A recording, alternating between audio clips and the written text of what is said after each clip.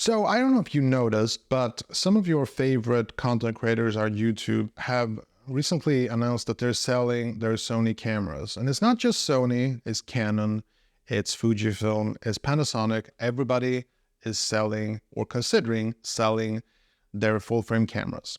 And the reason can be quite different, but I have a little theory. Now, I recently made a video myself why I'm personally selling my Sony ZV-E1 and the A7C, basically because I want mobility, I want compactness, I want to have a camera I can fit into my pocket.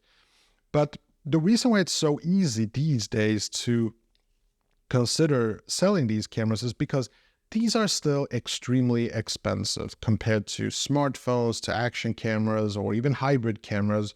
And the thing that I think is different than was like I say 10 years ago is that there was a period when the Canon 5D Mark II was released and the T3i, if you remember those classic bad boys. I actually had the Canon T3i. I love that thing. The difference there was smartphones and action cameras, they had horrible image quality, like to the point where it was unusable for content online. Whereas the mirrorless cameras, the DSLRs, they were actually capable of making almost cinematic imagery. It was beautiful to watch. It was a different class of image quality. But these days, the difference is not that big. Now, I would still obviously argue that the image coming out of the Sony ZV-E1 will destroy anything I can get out of my smartphones or my action cameras, obviously. But I think that the difference is a lot smaller than people think, And also, I think that the image quality is not as important as it used to be, because there's so much cheap content flooding around on TikTok and Instagram and YouTube, shorts and stuff like that, where the image quality is it's just not that important. It's the content, it's the entertainment value. And image quality, it maybe stands for like 10% of the value, the value proposition that content creators are giving. And so I believe that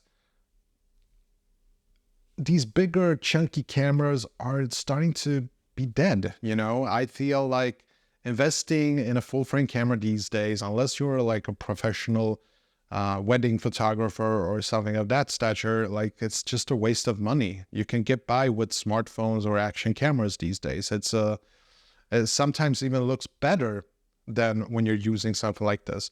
Now, for me, this became very apparent when I was on this little hiking trip with my wife a couple of years ago, and I brought all my cameras with me. But mainly I shot with a full frame camera and my iPhone. And what was really interesting is that I noticed that when I got home, when I compared pictures, I actually preferred the iPhone pictures and even videos. It was, of course, bright and it was very colorful outside, but it was a summer day and stuff like that. But it just, the algorithms in these smartphones, they just make the colors pop so much more than from these things. Now, I made videos on this channel where I specifically show you the difference between shooting with a full frame and a smartphone. And obviously, the devil is in the details. Like literally, you have to pinch zoom into the image and you can actually see that the full frame will deliver a much cleaner image. But this is for camera geeks only. Normal people, they will not pixel peep. Like they don't care about that stuff. They will mind bad audio though, If you have bad audio in your content, they just will turn it off. It will just be annoying. But image quality, not as important. And it's not like night and day difference between something like this and a smartphone. There used to be, but there isn't anymore. And that's the point where I'm making. And so I think that a lot of content creators today just feel like, well, why don't I just shoot with my iPhone? Why don't I just shoot with my Pixel or my Samsung? Like the image quality there is great and it's easier to upload. You can even edit on the fly.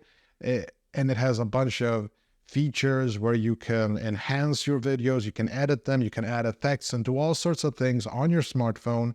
You don't have to drag them over to your computer and do a lot of heavy editing, which is really weird, by the way. I've also made very interesting observations there. Like when you're editing a video in Final Cut Pro on a computer, even if it has the latest M3 chip, the exporting time is still a lot longer than it is on an iPhone, which is really bizarre.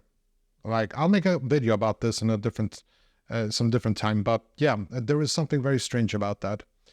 Anyway, just wanted to share my thoughts about why I think a lot of people are selling their cameras these days, and it's a bit sad, but this is how technology works. You know, it's an ebb and flow kind of thing, and some things rise and some things tumble, and that's just the reality of tech.